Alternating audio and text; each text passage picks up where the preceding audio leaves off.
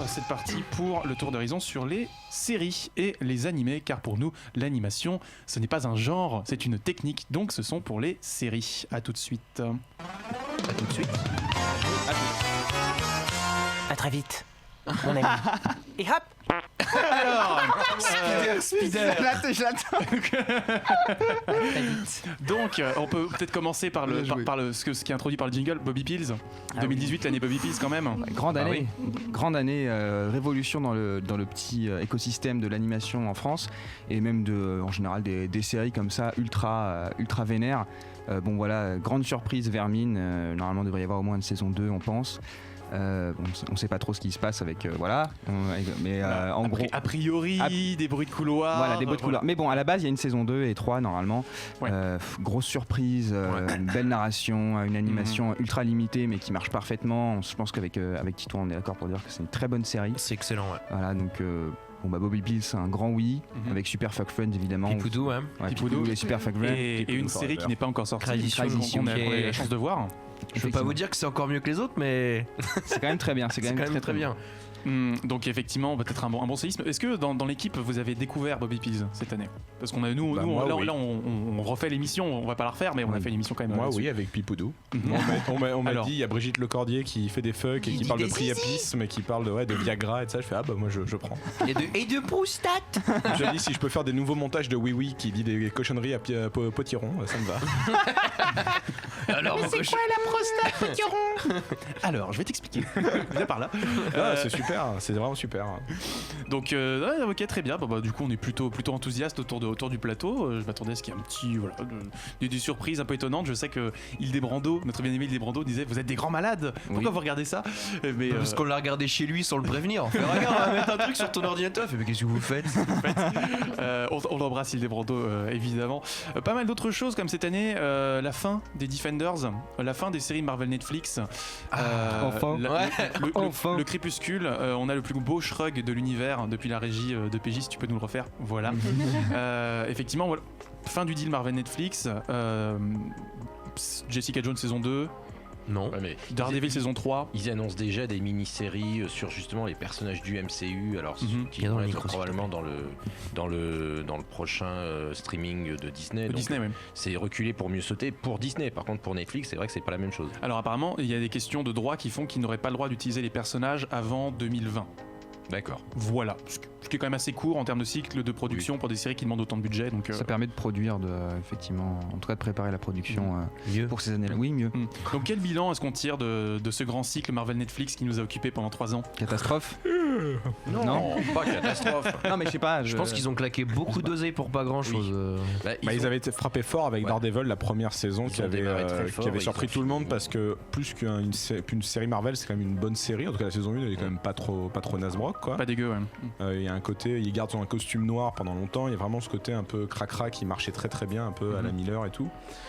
Et puis après, il y a eu d'autres choses. Je crois que la première saison, je l'ai pas vue, de Jessica Jones avait aussi pas mal marché avec Tennant.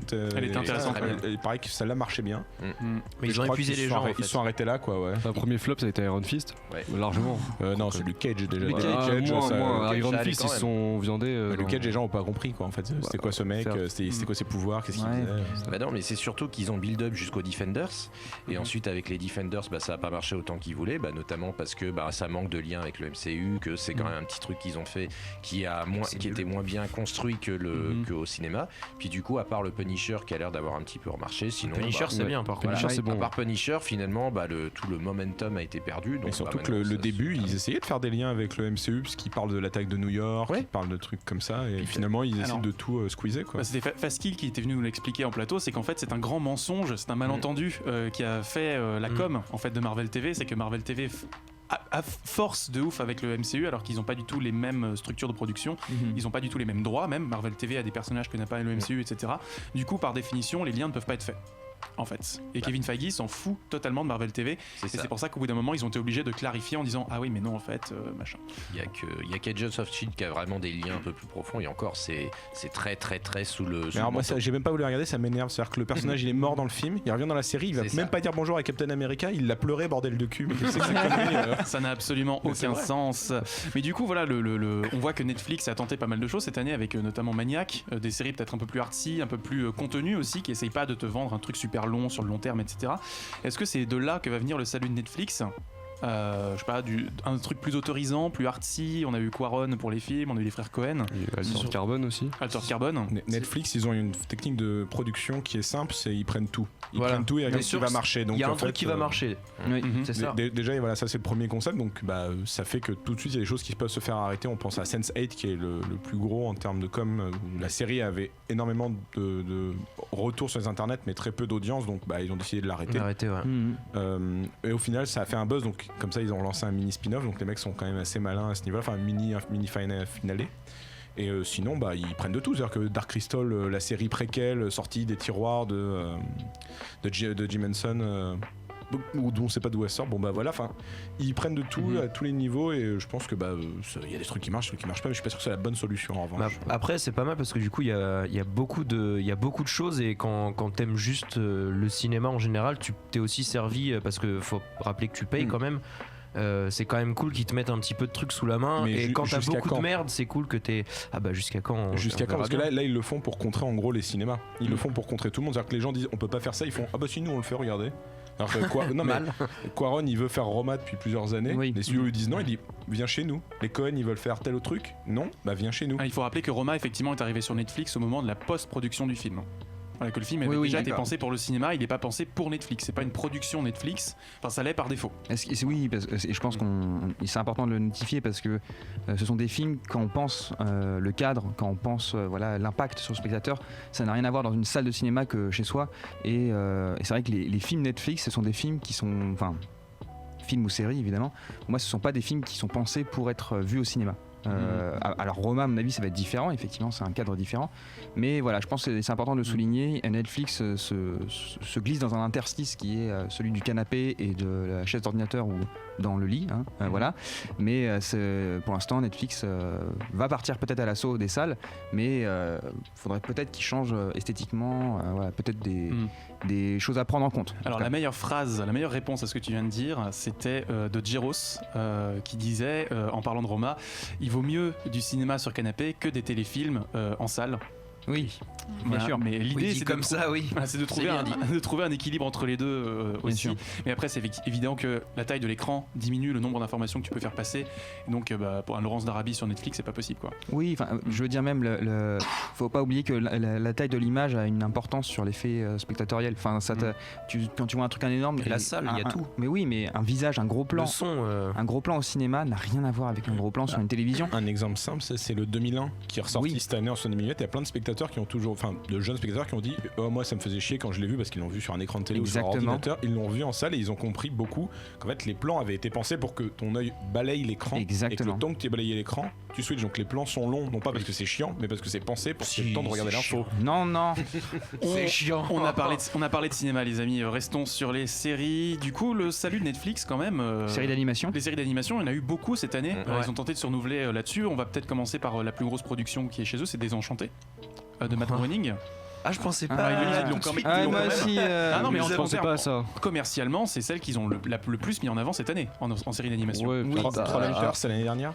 Pardon Trollhunters, c'est l'année dernière. Ouais, l'année dernière, ouais. Voilà, il y a Three Below qui vient de sortir. La seconde série de Del Toro sur de les Del 3 Toro, aliens, ouais. qui est la seconde série spin-off. Et juste Devilman, c'était en C'était en janvier, mais je voulais pas griller ces cartouches tout de suite parce que je voulais qu'on parle d'animé en dernier. D'accord, mais si excuse-moi, pardon. mais du coup, voilà, Désenchanté a pas mal divisé. On a eu Castlevania aussi. Ah oui. LOL. Pas LOL. Si, lol. Non, mais c'est mieux que rien. Franchement. Mec, ils ont oublié de mettre une phrase dans la VF. Il y a un moment, le mec il parle, il n'y a pas de son. Ils ont oublié de mettre une phrase. Il n'y a pas un gars qui a regardé le truc derrière. C'est bizarre du service qualité de Netflix. Bah non, voilà. mais oui, mais ça prouve qu'ils en ont rien à foutre. Oh. Bah non, mais littéralement. Alors, Désolé, mais. On a Phenom qui nous dit un truc sur Netflix dont je me fais le relais, c'est Dark Crystal. Il est hypé de ouf. Dommage que ça soit fait par Louis Leterrier. C'est vrai qu'une série avec des animatronics sur Netflix, ça peut être intéressant. Et t'as même plein de séries de fantasy qui vont arriver bientôt. Alors pas que sur Netflix, mais t'as un gros. Et il reparle du Seigneur des Anneaux, il parle du Nom du Vent. Il y a énormément de choses qui vont arriver prochainement. Donc là, c'est sûr, on va un peu vite, mais ça, c'est la tendance. Enfin, vivement Game of Thrones revienne, quoi. Vivement la série Live One Piece. hein. Normalement, Footix, c'est mon annoncé pote. pour 2020 par les Américains. Ouais. Footix. Bah ouais, mais on est tous en train de parler de séries. Sinon, Game of Thrones, allez, c'est bon. C'est la première année sans Game of Thrones depuis 6 ou 7 ans. Et bah ça fait du C'est la bien. première année où Bah, on je suis pas respire d'accord enfin. parce qu'il Voilà. y a personne pour prendre le relais. Genre, il y a aucune Attendez, série. attendez, Aucune attendez, série. attendez, qui c'est passe. Mais si, tu peux trouver une autre série S'il vous random. plaît. Bon, on se Stranger battra Things, ça plus marche tard, très bien. c'est pas grave. Rapproche les gars. Donc pour toi, il y a personne qui peut reprendre le flambeau de Ghost in Non, the y a- Ghost in the y a- Shell de Game of Thrones. Non, Bonjour, enfin, Amaury honnêtement, Cotin. il y a pas de série qui a la même la même trempe quoi. Enfin, Donc par exemple un Vikings, un Black Sails. pour toi, Vikings, c'est pas le- je me suis reporté sur Vikings pour aller en espérant trouver un nouveau Game of Thrones. Mhm. Ça tient la route 2 saisons. Derrière, il y en a 5 en tout pour l'instant. Les 3 dernières, elles sont pourries. Mhm. Il y a quoi d'autre? Il y a eu The Last Kingdom aussi, qui a fait 2 Ouais. saisons, qui a été abandonné, qui a été repris, terminé sur Netflix. Avec Marco Polo. La tentative Marco Polo, qui était le ouais, Game la of Thrones tentative de Marco Polo Netflix, aussi. Non, honnêtement, il y a pas de, ça laisse un vide. Enfin, Mhm. ça- The Handmaid's Tale. Handmaid's ça- Tale. J'arrive pas. C'est très différent ça. Bah oui, mais c'est quand même une série excellente. Enfin, Ouais, Westworld, mais j'ai pas regardé ce truc-là, mais tout le monde dit que c'est ouf. Je l'ai vu aussi. En fait, Westworld, la particularité, c'est que c'est soit ouf, soit détesté parce que ça touche avec un truc qui est sacré dans l'imaginaire des gens, c'est la vie et la conception de la vie. Parce qu'en gros, on crée des cyborgs qui sont tellement ressemblants que tout le monde perd ses repères et que très vite, au bout de 2 épisodes, toi-même en tant que spectateur, t'as perdu tous tes repères. Ouais, alors, Regarde- moi, ma seule question, Donc, est-ce qu'il y a un Yul Brynner à un moment? Alors, Il faut que tu regardes Ghost in the Shell, c'est tout. donc du coup, c'est la vallée du cringe. Oh À défaut d'être de la vallée dérangeante.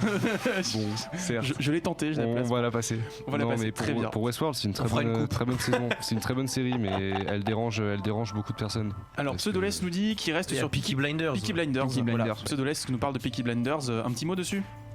Bah, je l'ai commencé la semaine dernière. Oh, là, les ça y est, ça gars. tombe, ça C'est pas tombe, moi. ça tombe. Bravo. Ils ont fait Bravo, tomber Bravo. des bouquins, que ils vous ont l'avez fait pas tomber abîmé, hein. de l'eau. Les bouquins et l'eau en même temps, ça pue. Donc je vais vous demander de ramasser le dragon. Oh, c'est bon, c'est bon. Alors, Pinky Blinder, moi, à chaque fois, ça me fait penser à Punky Brewster, la vieille série avec la gamine rousse des années 80, donc je peux pas prendre cette série au sérieux, donc j'ai pas regardé, malheureusement. Ah, moi j'ai toujours kiffé. Punky Brewster, les petites Non, non, non. Fifi Brin d'Acier, voilà. Ah oui, bah. Non, Peaky Blinders, j'ai pas regardé la dernière saison, bah, ça m'avait vraiment foutu un gros choc. J'ai trouvé pas la cinématographie, mais je veux dire le rythme, en tout cas, parfaitement bien maîtrisé d'épisode en épisode. Mhm. Je me suis pas fait chier. Après, je suis très exigeant sur la notion même, la conception même d'un épisode, et je trouve que pour moi c'est assez réussi, en tout cas sur ce point de vue-là. Alors le chat bouillonne, il n'en peut plus, il veut qu'on parle de Devilman. Ah, Alors, j'ai envie de dire, c'est la transition toute trouvée pour peut-être les awards de l'année, si vous le voulez bien. Attention. Alors, Roulement de tambour. Pendant la transition, il y a juste Mafouba dans le chat qui parle de Kamen Rider Build, c'est un truc de niche, mais je te le dis, tu as raison, c'était très très bien. En termes de tokusatsu, il y a encore pas mal de bons trucs qui se font. alors vous laisser tous les deux, alors. nous avons donc 2 awards à décerner, parce qu'on a fait un award pour les séries live et un award pour les séries d'animation. Alors nous avons en numéro 10 du coup la saison 2 de Jessica Jones. Numéro 9 le Bureau des légendes saison 4 dont on n'a pas parlé. Ah oui. Numéro 8 Altered Carbon. Numéro 7 The Affair. Numéro 6 The Americans saison 6. Numéro 5 The Good Doctor. Numéro 4 The Walking Dead saison 8. Numéro 3 The Haunting of Hill House. Numéro 2 Bodyguard. Numéro 1 Maniac. Voilà, pour la série de l'année, c'est donc Maniac. Inattendu, je suis flabistouflé. Et donc Daredevil n'est même pas dans le classement, donc personne n'a voté pour Daredevil, c'est quand même un petit peu triste. Et pour les animés, du coup, numéro 10 Agretsuko, numéro 9 Archer saison 9, numéro 8 L'attaque des titans saison 3, numéro 7 JoJo's Bizarre Adventure Golden Wind, numéro 6 Megalobox, numéro 5 Vermine, numéro 4 Banana Fish, numéro 3 BoJack Horseman saison 3, numéro 2 Lupin The Third partie 5 et numéro 1, je vous le donne en mille, Devilman. Ah yes. Bon, alors Devilman maintenant. Oh là là. Les auréoles. Quelle claque. Alors, c'était, il bat Lupin à plat de couture parce qu'il a 2 fois plus de points que lui. Ah bon. Voilà, il y a 11 points pour Devilman et 5 pour Lupin. Lupin était quand même très sympa aussi, mais je pense qu'on peut le dire globalement, même pour les gens qui n'aiment pas forcément l'animation japonaise, on a vu que ça a eu un énorme retentissement sur Netflix. Les gens ont été vraiment intéressés même à Devilman, et je trouve que c'est il en ressort que du positif. Même si évidemment on sent que ça manque de budget et qu'il n'a pas pu tout faire à cause d'un manque d'argent, mais c'est tellement juste, le ton est très juste, l'esthétique est très, enfin la technique est parfaitement utilisée. Pour moi, c'est vraiment un 100% de réussite, quoi. Et j'ai donné mon avis dessus, hein, pour moi, voilà. Mais effectivement, Devilman, grosse série, elle a eu un impact assez important auprès surtout des youtubeurs. Et mine de rien, quand tu t'appelles Netflix, c'est très important d'avoir un impact. Quand t'as PewDiePie qui dit "Oh my God, this is the best anime I've ever seen", Dragon Ball. mais du coup, est-ce que pour vous, Devilman peut faire rebattre un peu les cartes de la production en animation? Je pense à l'animation pour adultes à l'international. Hein. Bah, c'est un peu tard déjà pour changer les choses. Il est sorti en janvier 2018. Mais est-ce que ça peut pas donner des idées à Netflix? Bien sûr, c'est un premier jalon. Voilà. Mais voilà, il faut des gens qui posent des pierres. Voilà, c'est le. Il y a ceux qui creusent. Il y a ceux qui posent des pierres. Mais concrètement, Devilman c'est très bien, mais comme tu dis, tu parles de Castlevania, ça n'a pas marché pour l'instant. À part Devilman, c'est la seule irrégularité dans le fait que les séries pour adultes ne marchent pas trop sur Netflix, pas trop. Et c'est pas ce qui empêche Netflix de filer de l'argent à Adi Shankar, qui a fait Castlevania, pour qu'il fasse Devil May Cry. Ouais, mais très bien. Oui. Bravo. Mais après Castlevania c'est hors catégorie, c'est juste que c'est pas bien fait. Enfin, c'est même pas juste t'aimes ou t'aimes pas, c'est juste mal foutu. Ah bah merci, je suis pas le seul à le penser. Ah alors. non, mais tu peux même pas c'est même pas comparable. T'en as un qui est fini, l'autre qui l'est pas. Mais littéralement. Voilà. Ouais, bien sûr.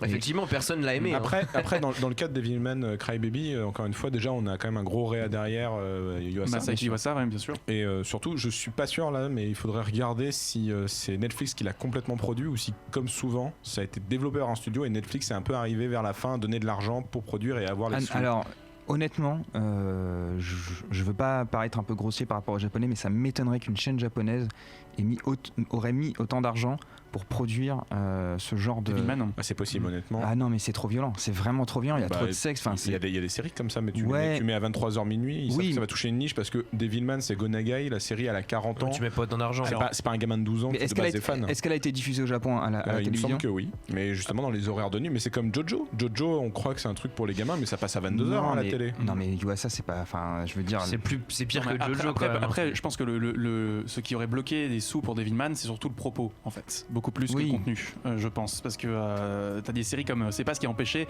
Goblin Slayer d'être produit cette année. Ouais. Je dis ça Goblin comme ça, Slayer, c'est ah non, mais la violence de l'épisode 1 de Goblin Slayer, je suis désolé. Ça dépasse pas celle de Yuasa pour moi.